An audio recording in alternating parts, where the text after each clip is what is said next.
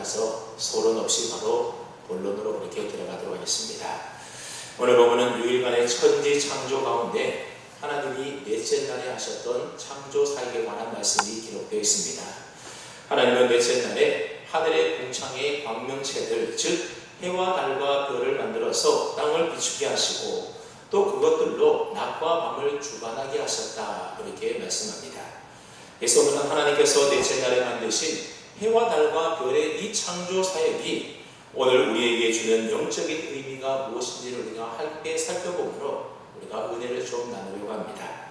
그럼 먼저 하나님께서는 오늘 본문의 넷째 날의 해와 달과 별의 창조를 통해서 오늘 본문의 1차 독자였던 출애굽한 이스라엘 백성들에게 무엇을 말하고 싶었던 것일까요? 모세가 이스라엘을 이끌고 출애굽할 당시에 애굽과 또 이스라엘 백성들이 들어가게 된 가나안과 그리고 그 주변에 있던 모든 나라들은 대부분 운명론에 빠져 살고 있었습니다. 고대인들은 이처럼 운명론에 빠지게 했던 대상이 뭐였는가 하면 그게 바로 하늘에 있는 해와 달과 별들이었다는 겁니다. 그래서 고대 사람들은 하늘에 빛나는 태양을 똑바로 눈으로 쳐다볼 수 없었기 때문에 태양을 아주 두려운 존재로 여기고 있었습니다. 그리고 태양에서 나오는 강렬한 빛과 열은 고대인들의 경외심을 불러일으키기에 충분했었습니다. 그래서 고대인들은 태양을 절대적인 신으로 숭배하고 섬겼습니다. 특별히 이스라엘 백성들이 출애굽하기 전에 살았던 애굽에서는 이 태양신을 최고의 신으로 섬겼었고, 그리고 그들의 통치자였던 바로는 자기 스스로를 가리켜서 태양의 아들이다, 그렇게 부를 정도로 태양을 그들은 숭배했다는 겁니다. 또한 고대인들은 밤하늘의 달을 바라보면서 자신들의 인생을 달에 비추어 생각하곤 했습니다. 여러분, 태양은 1년 12달 동안 항상 변함없이 둥글지 않습니까? 그에 반하여 달은 어떻습니까? 어떤 때는 둥글다가 또 반쪽이 되기도 하고, 어떤 때는 신락같이 되기도 하다가 어떤 때는 아예 사라지고 보이지 않을 때도 있습니다. 그래서 고대인들은 이처럼 달이 변해가는 그 모습을 보면서 시시각각 변해가는 자신들의 인생과 잘 닮았다, 그렇게 여겼던 겁니다. 그래서 사람의 운명이 저 달의 기운에 달려있다라고 하는 생각으로 그들은 달을 신으로 또한 섬겼던 겁니다. 그러니까 태양은 절대적인 남자신으로, 남신으로 섬겼고, 달은 나의 운명과 참으로 비슷한 여신으로 섬겼다는 겁니다. 또 고대인들은 밤하늘의 우수한 별을 바라보면서 각 사람을 별 하나하나에다가 대비시키곤 했다는 겁니다. 그래서 나의 별도 있고 너의 별도 있고 다 각자의 별이 있는데 그 별이 지게 되면 그 별에 해당하는 사람의 운명도 다 한다, 그런 생각을 가지고 있었다는 겁니다. 그래서 이런 풍습에 따라서 이집트에서는 왕이 죽게 되면 피라미드에다가 구멍을 내어서 왕의 눈과 그의 별이 일치하는 위치에다가 시신을 안치했다고 합니다. 이처럼 고대 사람들은 하늘의 별에 사람의 운명과 그리고 그 나라의 흥망성쇠가 달려있다, 그런 생각을 했다는 겁니다. 그래서 고대인들은 부지런히 별을 잘 살피는 사람들이었습니다. 특별히 바벨론과 같은 나라는 점성술이 매우 발달해 있어서 별로 점을 치는 것으로 아주 유명했던 나라가 바로 바벨론입니다. 그들은 밤하늘의 별을 바라보면서 인간의 운명을 점쳤고 국가와 나라의 장래를 점치기도 했습니다.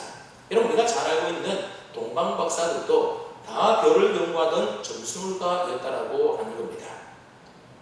이처럼 모세가 이스라엘 백성들을 이끌고 출애굽할 당시의 사람들은 하늘의 해와 달과 별들을 바라보면서 자신들의 운명을 생각하던 운명론에 빠져 있었던 사람들이라는 겁니다. 그래서 그들은 해와 달과 별들이 자신의 운명을 결정하고 지배하는 것으로 생각해서 그래서 해와 달과 별들을 신으로 모시고 숭배했다는 겁니다.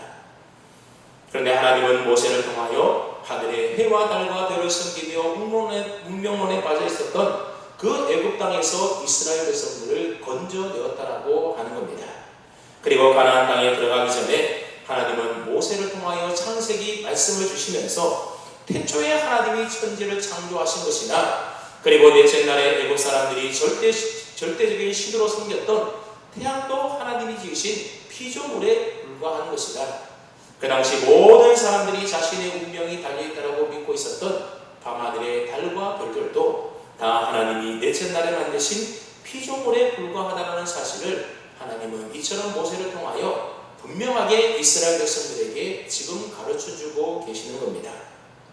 그래서 신명기 4장 19절 말씀해 보게 되면 가나안 땅을 목전에 둔 이스라엘 공동체를 향하여 하나님이 또다시 이렇게 말씀하십니다. 내가 하늘을 향하여 눈을 들어 해와 달과 별들 하늘 위의 모든 전체 곧 너희의 하나님 여호와께서 천하 만민을 위하여 배정하신 것을 보고 미혹하여 그것에 경배하며 섬기지 말라라고 그렇게 지금 이야기하고 있습니다. 즉 너희가 가나안 땅에 들어가게 되면 그곳에 사는 사람들처럼 하늘에 있는 해와 달과 별을 바라보면서 그것들에게 경배하고 그것을 섬겨서는 안 된다는 것을 하나님은 모세를 통하여 이처럼 이스라엘 백성들에게 지금 신신당부하고 있는 겁니다. 그러면서 하나님이 하늘의 해와 달과 별들을 왜 창조하셨는지 그 이유를 밝히고 있는데, 여러분 하나님이 해와 달과 별들을 왜 창조하셨다라는 겁니까? 바로 방금 읽었던 신명기 4장 말씀에 보면 천하 만민을 위하여 창조하셨다라고 말씀하고 있습니다. 그러니까 하늘의 해와 달과 별은 인간의 숭배와 경배의 대상으로 하나님이 만들어 놓은 것이 아니라 오히려 그 해와 달과 별들이 우리 인간을 섬기고 봉사하도록 우리 인간들을 위하여 하나님이 하늘에 창조해 놓은 피조물이라고 하는 겁니다. 근데 미련하고 무지한 우리 인간들이 하나님이 인간들을 위해서 만들어 놓은 그 해와 달과 별을 보고 오히려 그것들을 섬기고 그것들에게 경배하고 있으니 여러분 하나님이 보실 때 얼마나 그런 인간들이 한심스러워 보이고 또 어리석게 보였겠습니까? 그래서 오늘 본문에도 보게 되면 뭐뭐하기 위하여라고 하는 뜻을 가지고 있는 히브리어 전치사인 레라고 하는 단어가 무려 11번이나 사용되고 있다는 겁니다. 즉 해와 달과 별은 무엇 하기 위하여 창조된 존재다, 그렇게 지금 말하고 있는 겁니다. 그렇다면 여러분 해와 달과 별이 그 자체로서 무슨 목적을 가진 존재가 아니라 무엇 하기 위하여, 즉 우리 인간을 철저하게 봉사하고 섬기도록 하기 위하여 하나님이 만드신 창조물 피조물이라고 하는 겁니다. 무엇이요? 바로 하늘에 있는 해와 달과 별이 그렇다는 겁니다. 그래서 오늘 본문에 보면 해와 달과 별이 우리 인간들을 위하여 어떤 기능을 하도록 창조되었는지에 대하여 상세히 기록해 놓고 있습니다. 여러분 이렇게 기록해 놓은 이유가 무엇이겠습니까? 하늘의 해와 달과 별이라고 하는 것이 우리 인간의 운명을 결정하는, 그래서 우리 인간들의 경배와 숭배의 대상이 아니라 오히려 인간을 섬기고 봉사하고 하나님이 하늘에 만들어 놓으신 피조물에 불과하다는 것을 출애굽한 이스라엘 백성들에게 분명히 가르쳐주기 위해서 이와 같이 해와 달과 별이 창조된 그 목적에 대하여 기록하고 있다는 겁니다.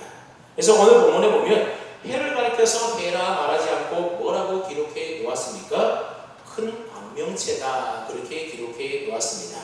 그리고 달도 달이라 그렇게 말하지 않고 작은 광명체다, 그렇게 밝히고 있습니다. 왜냐하면 히브리어로 태양이라고 하는 단어는 쇠메시라고 하는 단어인데 태양신을 뜻하는 단어가만 하면 샤메시라고 하는 단어라고 하는 겁니다. 그러니까 쇠메시가 샤메시로 그렇게 읽혀질까봐 오늘 본문은 의도적으로 태양이라고 하는 단어를 쓰지 않았다라고 하는 겁니다. 여러분 달이라는 말도 마찬가지입니다. 달이라는 말이 히브리어로 보면 야레 아흐라고 하는 단어를 사용하고 있는데 달신이 뭔가 하면 야리라고 하는 단어를 쓰고 있다는 겁니다. 그러니까 야레 아흐가 야리로 착각되지 않도록 하기 위해서 의도적으로 달을 가리켜서 작은 광명체다, 그렇게 성경이 표현하고 있다는 겁니다. 그러니까 태양이나 달이나 별은 결코 우리 인간의 운명을 결정하는 주체가 될 수가 없고 또 숭배의 대상이 될 수가 없다는 겁니다. 그것은 다 그저 하나님께서 우리 인간들을 위하여 만들어 놓은 피조물에 불과하다는 겁니다. 여러분 우리나라도 보면 새해가 되면 많은 사람들이 해돋이를 보기 위해서 동해안으로 그렇게 몰려들지 않습니까? 새해 처음 솟아오르는 해를 보면서 그 해에게 절을 하며 소원을 비는 겁니다. 또 정월 대보름이 되면 수많은 사람들이, 요즘은 잘 모르겠는데 제가 어리기만 하더라도 그렇게 보름달을 보면서 이렇게 막 두 손 모아서 빌고 절하고 소원을 비는 그런 사람들이 많이 있었습니다. 여러분 얼마나 어리석은 일입니까? 그런데 오늘 본문에 보면 하나님께서 해와 달과 별들에게 부여한 역할이 있는데 왜 하나님이 하늘의 해와 달과 별을 만드셨다는 겁니까? 우리 한번 14절 말씀을 함께 읽어보겠습니다. 14절입니다. 시작.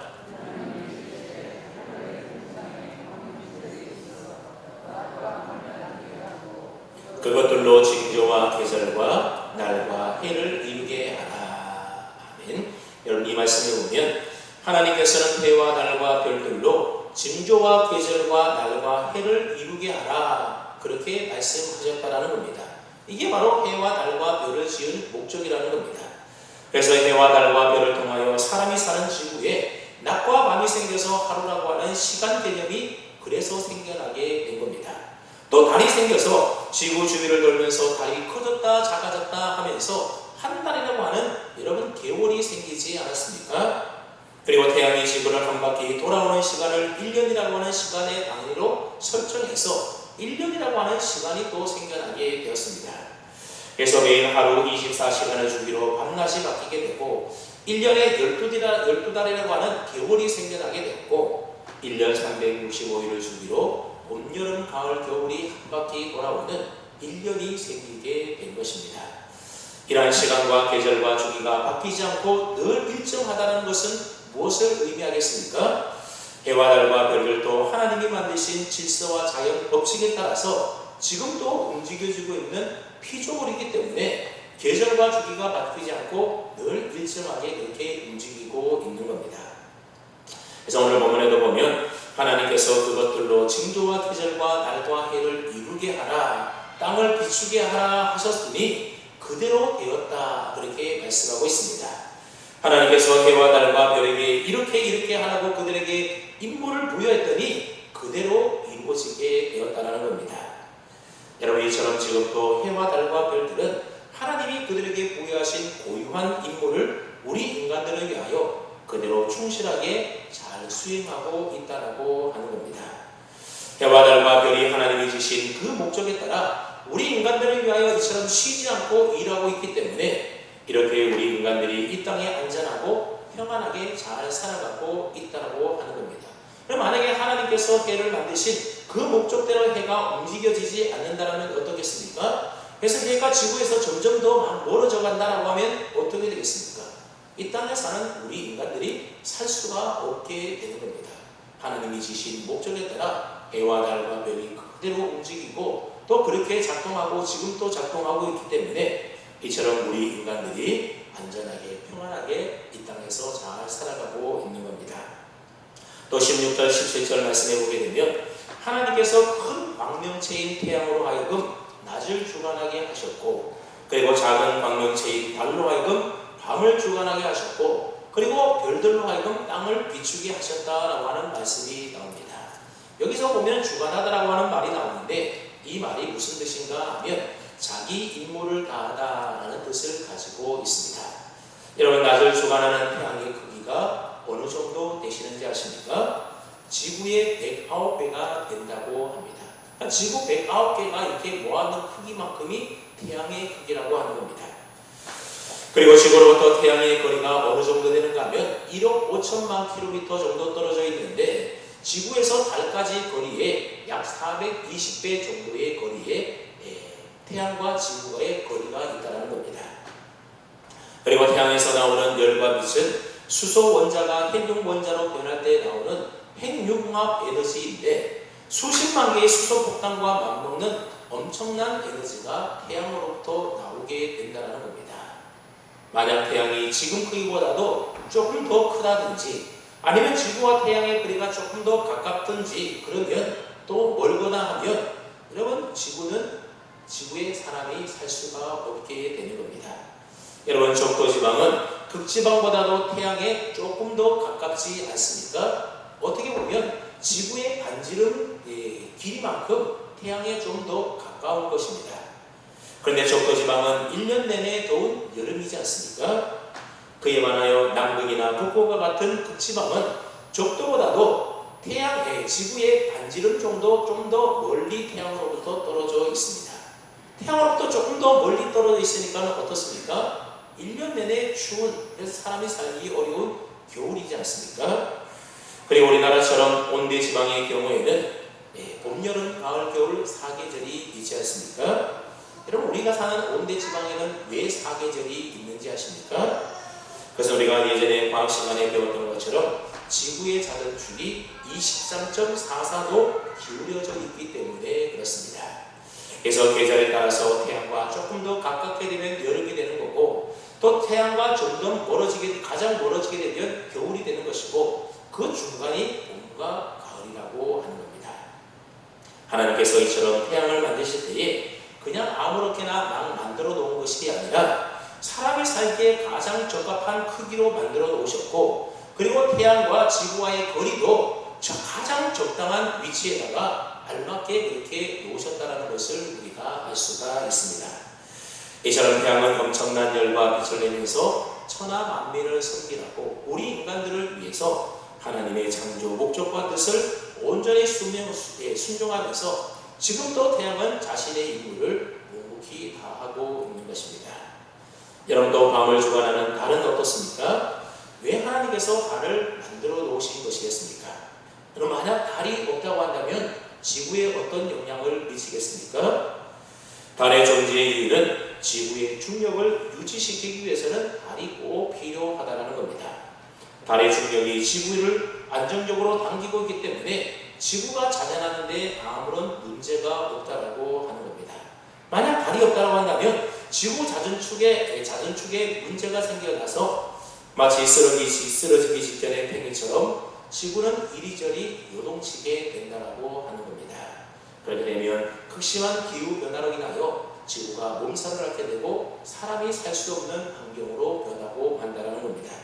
또 달이 있기 때문에 달과 지구 사이에 자그마한 인력이 생겨나게 되고, 이 인력으로 인하여 밀물과 썰물이 생겨나게 되고, 그래서 밀물과 썰물 때문에 해안 생태계가 건강하게 유지될 수가 있다는 겁니다. 우리가 생각할 때는 여러분 달이 별로 필요한 것 같지만 굉장히 달이 그래서 중요하다는 겁니다.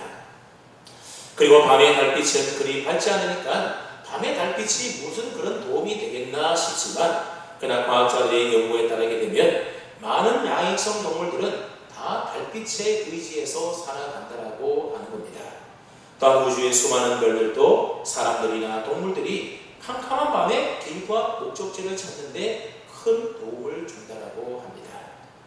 또 우주 전체는 수천억 개 아니 그보다도 훨씬 더 많은 별들이 존재하고 있는데, 이 많은 별들이 서로 충돌하거나 궤도를 이탈하지 않고 지금도 정상적으로 잘 운행하고 있습니다.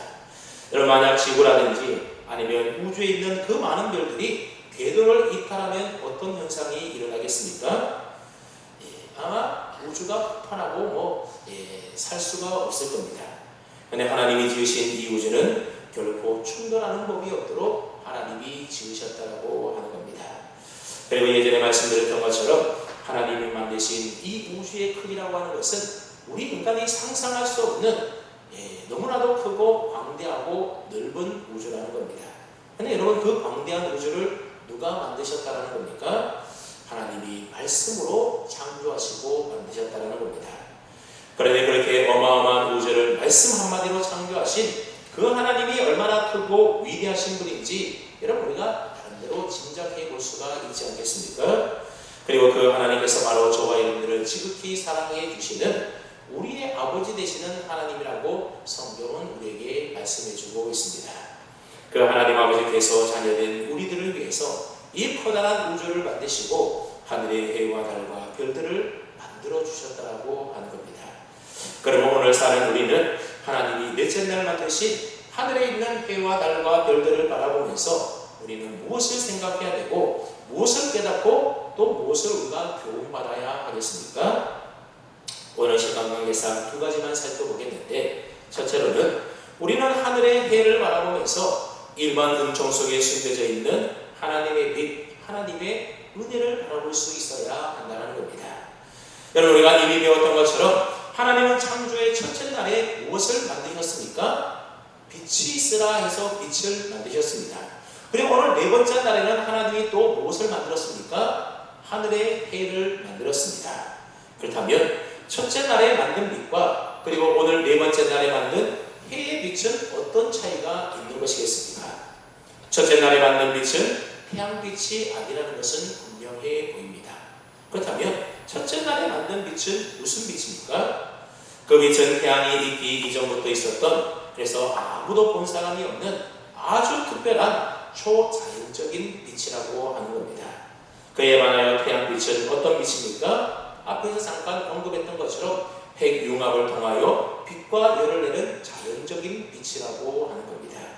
첫째 날의 빛은 어떻게 발생하는지 알지 못하는 특수한 빛인 반면에 넷째 날의 태양빛은 지금도 얼마든지 만들어서 발생시킬 수 있는 자연적인 빛이라고 하는 겁니다. 그리고 이 두 빛 사이에는 엄청난 질적 차이가 있습니다. 여러분, 이스라엘 백성들이 출애굽하기 전에 애굽에서 경험했던 10가지 재앙 가운데 9번째 재앙이 무엇이었습니까? 바로 흑암 재앙이지 않습니까? 캄캄한 흑암이 3일 밤낮 동안 애굽 온 땅을 덮어버려서 사람들이 밖에 나가지도 못하고 집에 다 누워있을 수밖에 없었습니다. 애굽 땅에 하나님이 내리신 흑암이 임하게 되자 애굽 사람들이 절대신으로 섬기고 숭배했던 그 태양은 하나님 앞에 하나님이 내리신 그 징계와 심판 앞에서 아무런 영향력도 발휘하지 못했던 겁니다.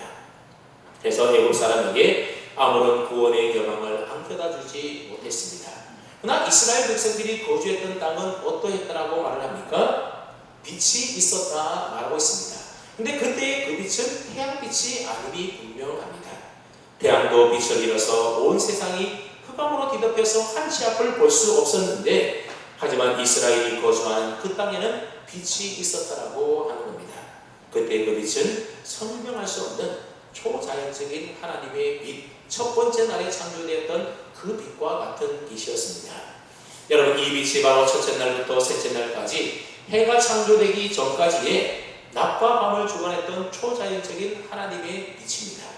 근데 중요한 것은 첫째 날에 지었던 이 특별한 빛도, 그리고 하나님이 창조하셨고, 빛도 하나님이 창조하셨고, 넷째 날에 지은 이 태양빛도 누가 창조하셨습니까? 하나님이 다 창조하셨다는 겁니다. 여러분, 이게 무엇을 의미하는 것이겠습니까?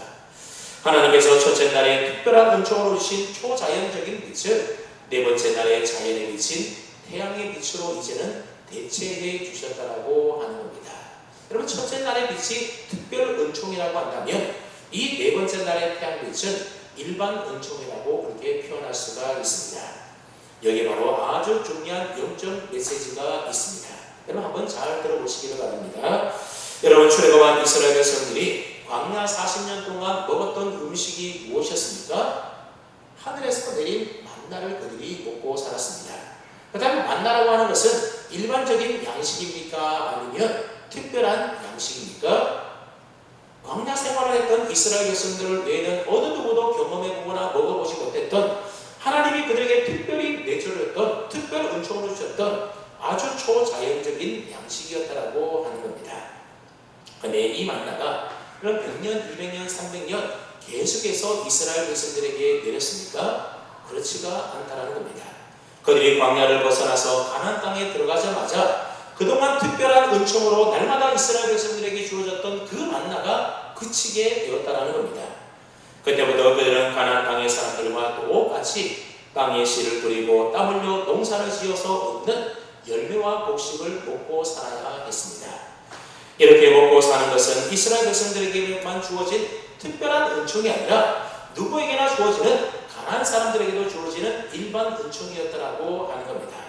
그러니까 광야 40년 세월 동안은 하나님께서 이스라엘을 특별한 은총으로 먹이시고 그들을 인도하셨다라고 한다면, 이제 가나안 땅에 들어가서는 모든 사람들이 살아가는 방식인 일반 은총으로 그들을 대체해 주셨다는 것을 알 수가 있습니다. 마치 첫째 날의 초자연적인 빛이 네 번째 날의 태양빛으로 대체되었던 것처럼 말입니다. 그렇다면 왜 하나님께서는 특별한 은총을 거두시고 일반 은총으로 대체하셨던 것이겠습니까? 계속해서 특별한 은총을 베푸시면 더 많이 감격하지 않겠습니까? 계속해서 하나님이 만나를 내려주신다고 한다면 그 만나를 먹으면서 하나님을 잊어버리지 않고 하나님을 기억하며 하나님께 감사하며 영광 돌리며 살 수 있지 않겠습니까? 계속해서 그냥 반석에서 생수가 터져 나오게 하고 하나님의 특별한 기적으로 이스라엘 백성들을 계속해서 인도하시고 그들과 함께 하신다고 한다면 그들은 하나님을 잊어버리지 않고 하나님을 떠나지 못할 것이 아니지 않겠습니까? 그러나 그런 우리의 생각과는 달리 한번 여러분 구약의 역사를 한번 가만히 살펴보십시오. 정말 그들이 그렇게 했습니까? 여러분 이스라엘 백성들이 출애굽에서 광야에서 만나를 먹었을 때에 계속해서 40년 동안 그들에게 특별한 하나님의 은총이 특별한 양식이 그들에게 주어지지 않았습니까? 근데 그러한 특별한 은총을 날마다 경험하며 살아갔던 이스라엘 백성들의 입에서 나온 말이 무슨 말인지 아십니까? 감사합니다. 다른 어떤 민족도 경험해보지 못한 이러한 특별한 은혜를, 특별한 은총을 우리에게 주시니 참으로 감사합니다. 그렇게 말했던 것이 아니라 지겹다, 지긋지긋하다, 이 박한 음식 우리가 못 먹겠다, 차라리 예전에 애굽에서 먹던 음식이 훨씬 더 좋았다고 하면서 여러분 불평 원망하지 않습니까? 여러분 타락하고 패역한 우리 인간들은 하나님이 베풀으신 그 은혜 속에 계속해서 살아가다 보면 그 은혜를 은혜로 여기지 않고 당연한 것으로 여기면서 감사하지 않게 된다라고 하는 겁니다. 오히려 더 큰 은혜를 주지 않는다라고 불평하며 원망해야 된다라고 하는 겁니다.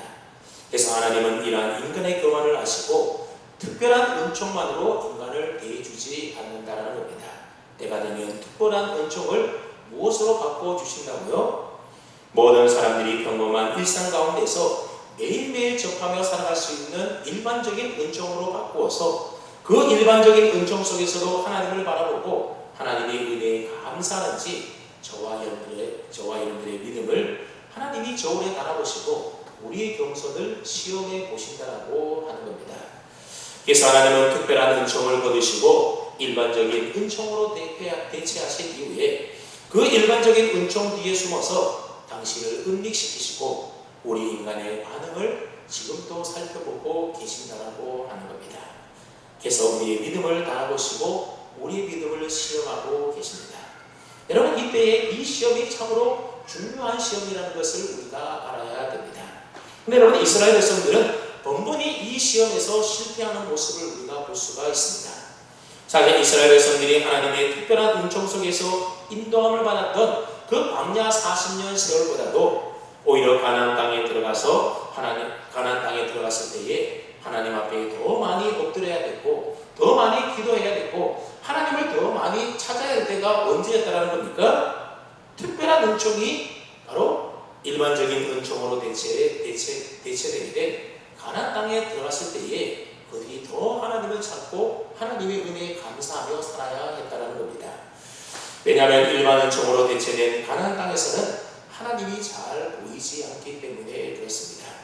그 땅에서 하나님은 태양 뒤에 숨어 계시고 달과 별 뒤에 숨어 계시고 믿지 않는 사람들에게도 똑같은 햇볕과 비를 내려서 수고한 대로 거두어서 먹게 하시는 그 곡식 뒤에 숨어 계신다라고 하는 겁니다. 하나님은 우리가 일하는 사업장 뒤에 숨어 계시고 땀 흘려 일해서 얻은 월급 봉투 뒤에 숨어 계시고 공부하는 학생들의 학업 뒤에 숨어 계셔서 우리의 눈으로 잘 보이지가 않는다는 겁니다. 그래서 그것들을 보게 되면 숨어 계시는 하나님이 보이는 것이 아니라 그 전면에 드러나게 되면 내가 흘린 땀과 노력과 나의 수고만 보이게 된다는 겁니다. 하지만 사실 알고 보면 그 모든 것들도 결국 하나님께서 일반 은총으로 우리에게 허락하신 은혜요 복이라고 하는 겁니다. 그런데 특별 은총과 달리 일반 은총 속에는 하나님이 잘 드러나지 않고 하나님이 그 뒤에 숨어 계시기 때문에 하나님의 은혜가 하나님의 은혜처럼 보이지 않고 그저 내가 땀 흘려 수고하고 내 노력으로 먹고 사는 것처럼 바로 하나님 대신 내가 보이게 된다라고 하는 겁니다. 근데 하나님은 그 일반 은총 뒤에 숨어서 우리 인간이 자기 교만을 버리고 그 일반 은총 속에서도 하나님을 인정하고 사는지 하나님께 감사하며 살아가고 있는지 하나님은 다 재고 계시고 다 달아보고 계시고 다 살피고 계신다라고 하는 겁니다. 거의 대부분의 인생들이 하나님의 특별한 은총을 일반 은총으로 바꾸어 주게 되면 그 뒤에 숨어 계시면서 우리를 재고 달아보고 계시는 하나님의 이 시험 앞에 다 걸려 넘어지게 된다고 하는 겁니다. 그럼 만약 학교에서 공부 잘 못하는 학생이 있는데 이 학생이 시험을 치면 거의 빵점을 맞고 매일 꼴찌하는 겁니다. 근데 다행히도 이 학생이 교회 다니는 학생이어서 하나님께 정말로 간절히 기도했더니 하나님이 특별한 은혜를 주셔서 시험을 치는데 막 답지가 보이면서 막 휙휙 지나가더라는 겁니다. 그래서 100점을 맞게 되었습니다. 이건 가정입니다. 진짜로 막 그런 게 아니라 물론 그럴 수도 있겠죠. 하지만 여러분 100점을 그래서 맞게 되었습니다. 그러면 이 애가 하나님께 감사하겠습니까? 안 감사하겠습니까? 자기가 수고 안 했는데 하나님이 100점을 주게 해줬으니까는 참 감사하겠죠. 근데 그때부터 이 아이가 정신을 차리고 열심히 공부를 하기 시작했습니다. 그래서 하나님이 그런 이 아이를 위하여 지혜도 주시고 또 열심히 공부할 수 있도록 건강도 허락해 주시고 또 인내력과 성실함과 여러 가지 환경적인 은혜들로 다 그렇게 일반 은총으로 그에게 허락해 주고 베풀어 주었습니다.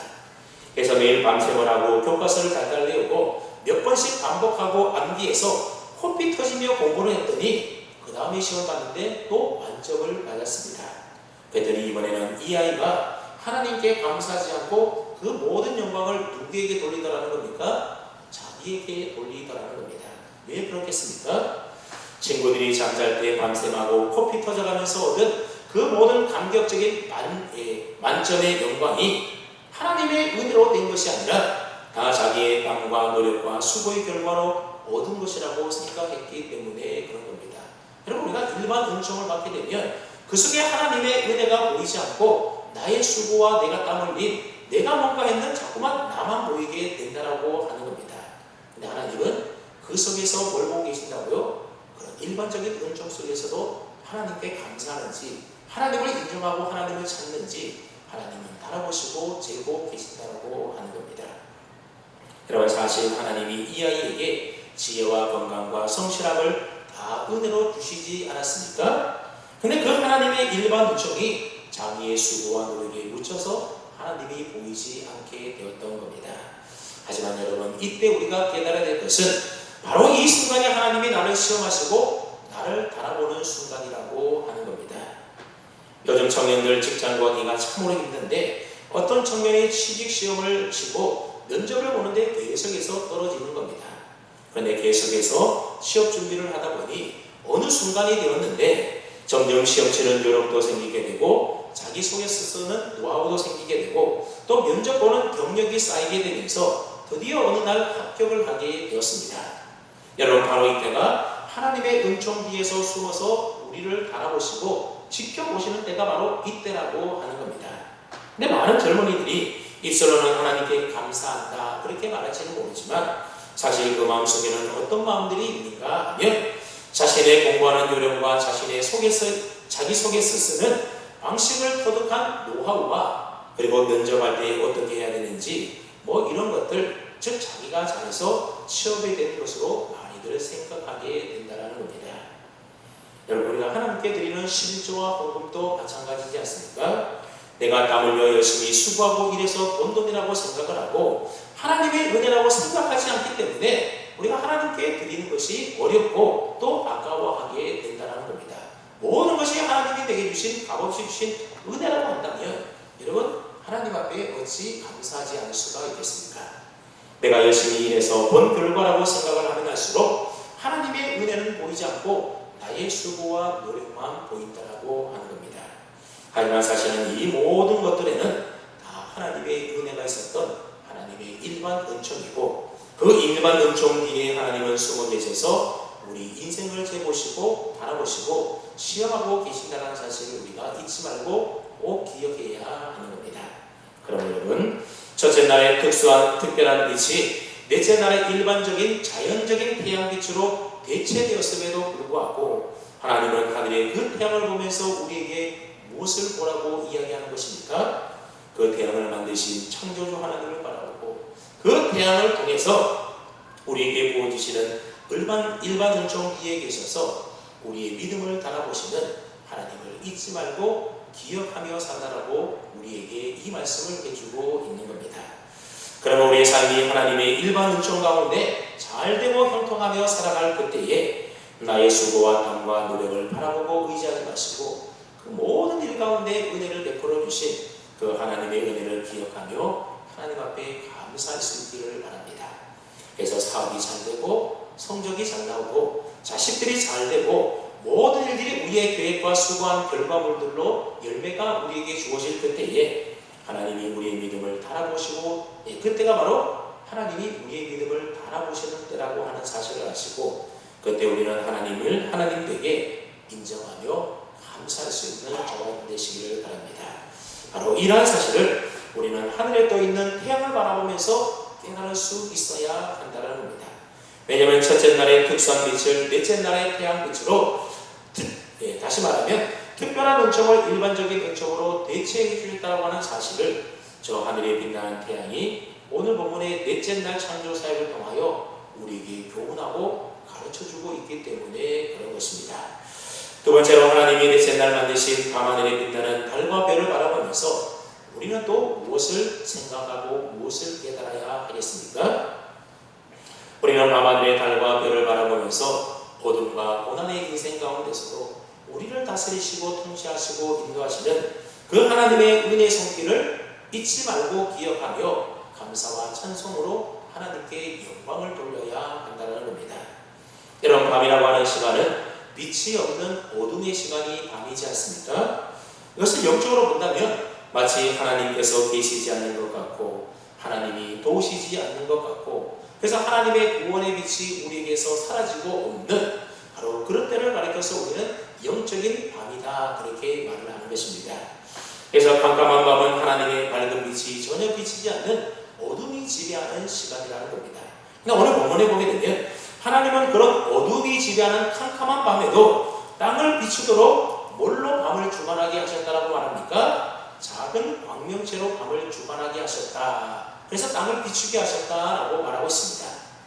다시 말하면 하나님이 우리와 함께 계시지 않는 것 같고 어둠의 세력이 활개치는 것 같고 하나님의 빛이 숨겨져 있어 구원의 영광마저도 사라져버린 그 캄캄하고 어두운 시간에도 사실은 하나님께서 자신의 빛을 비추어 여전히 우리를 인도하시고 우리를 도와서 구원하신다는 것을 보여주기 위하여 하나님은 하늘에 무엇을 두셨다는 겁니까? 캄캄한 밤하늘에 바로 달과 별을 두셨다고 하는 겁니다. 그래서 오늘 보면 16절 말씀에 보면 밤을 주관하고 다스리는 세력이 사탄이 아니라 누구라고 말을 합니까? 작은 광명체로 밤을 주관하게 하셨다라고 분명히 말씀하고 있습니다. 주관하다라고 하는 말은 또 다른 의미로 보면 다스린다, 통치하다라는 의미를 가지고 있습니다. 다시 말하면 하나님이 안 계실 것 같은 캄캄하고 어두운 밤에도 사실은 하나님이 다스리고 계시는 것을 우리에게 잘 나타나 보여주는 것이 무엇이라고요? 이게 바로 캄캄한 밤하늘에 빛나고 있는 달과 별이라고 하는 겁니다. 여러분과 이러한 사실을 알아야만 시편 8편에 나오는 다윗의 고백을 우리가 제대로 이해할 수가 있는 겁니다. 시편 8편 3절 4절 말씀해 보게 되면 다윗이 이렇게 노래하는데 우리 한번 앞에 있는 시편 8편 3절 4절 말씀을 좀 뜻을 생각하면서 함께 읽어볼까요? 시작.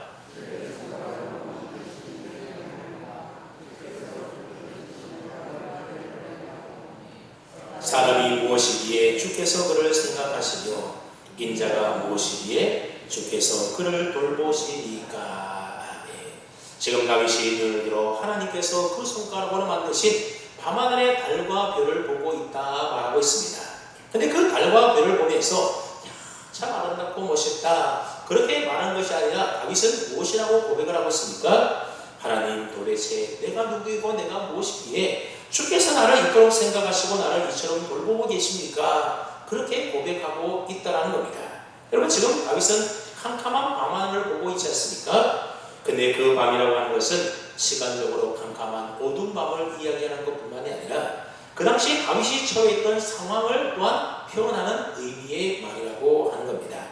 그래서 그 앞절인 2절 말씀을 보게 되면 그 당시 다윗이 처해있던 상황에 대해서 이야기하고 있는데 2절 말씀을 보십시오. 주의 대적으로 말미암아 어린아이들과 젖먹이의 입으로 권능을 세우시며 이는 원수들과 보복자들을 잠잠하게 하려 하심이니이다 그런 말이 나옵니다. 그러니까 지금 다윗은 대적과 원수와 보복자들에게 둘러싸여 있는 그야말로 캄캄한 어둠 한가운데 있었다라고 하는 겁니다. 근데 캄캄한 밤에 하늘을 쳐다보았더니 그 밤하늘에 달과 별이 빛나고 있더라는 겁니다. 하나님이 그 캄캄한 밤하늘에 달과 별을 만들어서 땅을 비치고 있게 해주더라는 겁니다. 그때 다윗이 깨달은 것입니다. 아, 그렇구나. 이 캄캄하고 어두운 밤을 하나님이 달빛과 별빛으로 다스리고 계시는구나. 비록 지금 내가 원수에게 둘러싸여 아무 말도 하지 못하는 그런 어린아이와 젖먹이 같이 되었지만 하나님은 그런 나를 잊지 않고 계시고 그런 나를 생각하시고 그런 나를 다스리시고 계시는구나. 그 사실을 깨닫게 되었다는 겁니다. 그래서 다윗은 내가 무엇이기에 주께서 나를 생각하시며 도대체 내가 무엇이기에 주께서 나를 돌보고 계십니까? 그런 고백에 찬송을 하고 있는 겁니다. 찬송 여러분, 우리 인생 가운데도 어두운 밤이 찾아올 때가 있지 않습니까? 하나님께서 우리에게 어두운 밤을 허락해 주시는 것은 우리로 하여금 걸려 넘어지도록 하기 위함이 결코 아닌 것입니다. 캄캄한 밤 가운데서도 저 달을 바라보고 저 별을 바라보면서 그 인생의 고난 가운데서도 오직 하나님을 바라보고 하나님만 의지하고 하나님만 생각하라고 우리에게 밤을 허락해 주시는 겁니다. 왜냐하면 낮에는 너무 밝아서 하나님의 그 밝은 달빛과 별빛이 보이지 않기 때문에 그렇습니다. 그러므로 나 혼자인 것 같고 모든 것 다 포기하고 싶은 인생의 어두운 밤이 우리 인생 가운데 찾아올 때에 하나님께서는 그때도 나와 함께 하시면서 나를 도우시고 나를 다스리는 하나님의 은혜를 구하라고 지금 이야기하고 있는 겁니다. 그러므로 달빛과 별빛이 가득한 밤하늘은 아름다움을 위한 심미적 대상이 아니라 어둠 가운데서도 하나님의 은혜를 기억하며 온 하늘과 땅에 가득한 하나님의 영광을 선포하라고 우리 인간들을 위하여 하나님이 만들어 놓으신 선한 피조물이 바로 밤하늘에 빛나고 있는 달과 별이라고 하는 겁니다. 여러분, 한낮에 태양이 밝게 빛나고 있을 때는 달빛이 보이지 않고 별빛이 보이지 않지 않습니까? 그러나 어둠이 짙으면 짙을수록 밤하늘의 달빛과 별빛은 더 선명하고 뚜렷하게 보이는 법입니다. 우리 내 인생도 모든 것이 잘 되고 또 밝고 형통할 때는 그것 보느라고 별빛과 또 달빛과 같은 하나님의 은혜가 잘 보이지 않게 되는 겁니다. 그러나 아무것도 보이지 않아서 캄캄할 그때에 우리가 밤하늘을 쳐다보게 되면 평소에 잘 보이지 않던 달과 별이 보이게 되고 그것을 통하여 우리를 지키시고 보호하시고 다스리시는 하나님의 은혜가 비로소 보이게 된다고 하는 겁니다. 그래서 하나님이 우리에게 때로는 밤과 같은 시간을 인생 가운데 허락하신다고 하는 겁니다. 여러분, 이것이 바로 넷째 날의 창조를 통하여 하나님이 오늘 우리에게 가르쳐 주시고 교훈하고 계시는 영적 메시지라고 하는 겁니다. 그래서 오늘 이 저녁 저와 여러분 모두가 시편 136편 7절로 9절 말씀처럼 우리를 위하여 저 하늘의 해와 달과 별을 만들어 주신 하나님 아버지께 다음과 같이 감사하며 찬양과 영광을 올려드렸으면 정말로 좋겠습니다. 우리 한번 시편 136편 7절로 9절 말씀 함께 읽어보겠습니다. 시작. 큰 빛을 지으신 이에게 감사하라. 그 인자심이 영원하미로다. 해로 낮을 주관하게 하신 이에게 감사하라. 그 인자심이 영원하미로다. 달과 별들로 밤을 주관하게 하신 이에게 감사하라. 그 인자심이 영원하미로다. 아멘. 저와 여러분 모두가 낮에 해를 바라보고 밤에 달과 별을 바라보면서 우리에게 늘 은혜 주시는 하나님 앞에 감사할 수 있는 저와 여러분 다 될 수 있기를 주님의 이름으로 축원합니다. 아멘. 하나님 아버지.